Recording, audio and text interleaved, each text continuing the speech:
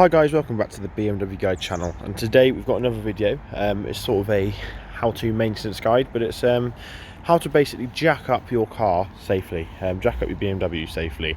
So for those of you who are perhaps looking to do your own maintenance, or perhaps sort of don't or aren't feeling that confident on how to jack up your BMW, this video is for you, because I'm just going to do a quick sort of step-by-step guide on how to make sure that you're doing it safely, what sort of tools you'll need, and basically to show you how easy it is to do. If I can do it, I'm sure most of you guys can. So yeah, let's get on with the video. So literally all you're going to need is one of these jacking pads that I'll stick a link down below in the video, and I'll show you what these are for in a minute, and a jack. Tripod you don't need. So this is just a standard 2.5 low entry jack, trolley jack, and I'm just going to use that essentially to lift the car up. First of all, before you start, you want to make sure that obviously the jack's all in working order. You don't want anything to be broken with that, but you need to make sure that the car is got its handbrake firmly on. As you can see, my handbrake is on, and it's also in gear just for that added protection. So what this is going to stop happening is if you're jacking up the front, the car could potentially roll backwards or roll forwards if the handbrake isn't applied properly, and fall off, which obviously could be quite dangerous if you're underneath the car. So if you're doing the back, it's a slightly different story. If we're lifting up the back, we want to chock the wheels at the front. So that's just what I'm going to do now. I personally like to chock the wheels at the back as well, just so you've got the extra support. So I just used some sort of a log like this and just put it behind the wheels so that the car can't go anywhere. And I also like to put one just in front as well, so it's completely sort of stable. There we are. So that wheel's completely chocked, and I've done it this way around so that because we're lifting up that front corner, all the pressure is going to move back onto this wheel.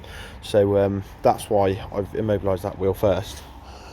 So yeah, I'm just going to stick you guys in the tripod, and then we will go through the process of how to jack up your safely. Okay guys, so I've stuck you on the tripod now. So what I'm going to do is I'm going to get the jack. It's a bit weird working around the tripod actually. There we are. And first of all, what we're going to be looking for is the jacking point. So on BMWs, these are a sort of funny little square shape. I'm just going to take you off and show you where the jacking point is on this. Okay, so as you can see, this here is the jacking point, and this is why we use the jack pad. Essentially, it means that you can slot it in. So it slots in like that. This one unfortunately has been jacked up on this point by a sort of non-jacking pad jack, so it's sort of damaged it slightly. So I'll have to use the jack to get it in place. But yeah, as you can see, it's just a slot there that this plugs up into. That might not going to stay there, but yeah. So let's get this car up in the air. Okay, so got my hand on the jack here. Just going to make sure that it's tightened up so that there we go. What I'm going to start to do now is start lining it up. I'm just going to start lifting the jack.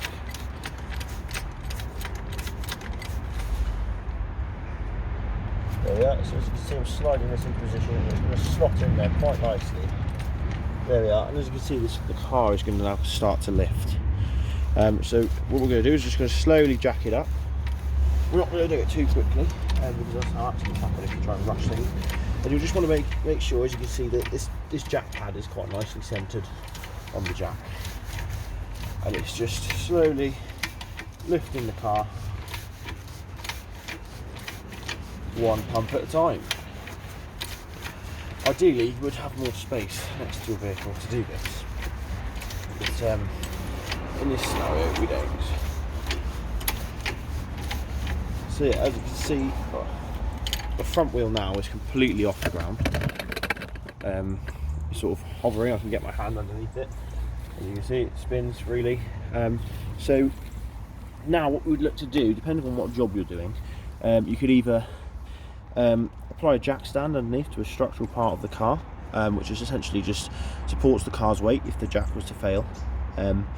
Or another tip that I've sort of been shown as I've learned to do this is if you're going to be removing the wheel for any reason, you can place it underneath the car just to give you that bit of extra space. It's just another fail-safe. At the end of the day, we just want to make sure this is done nice and safely.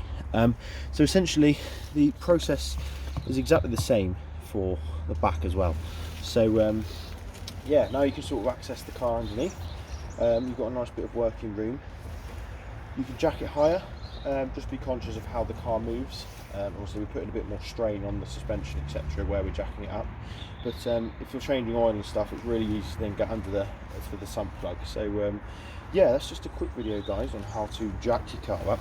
I'm just going to quickly show you now how to release the car. Obviously this is quite